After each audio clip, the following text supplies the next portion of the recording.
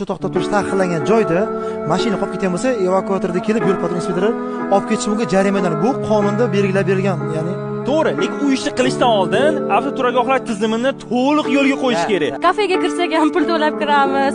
Uni davlat belgilamagan bo'lsa ham o'zini stoyanshiklari kelib turadi, oynangizni taqillatib, pul berasiz unga. Keyin restorandan chiqib magazinga kirasiz.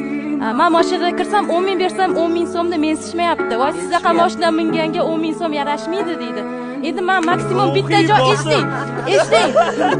Maksimum bolalarimni plashatkaga olib boraman, magazinga, restoranga olib boraman. 5 ta joyga kirsam 100 mingga yaqin plashatkani o'ziga pulim ketyapti. Oddiy xalq, masalan, taksi kira qilayotganlar bor.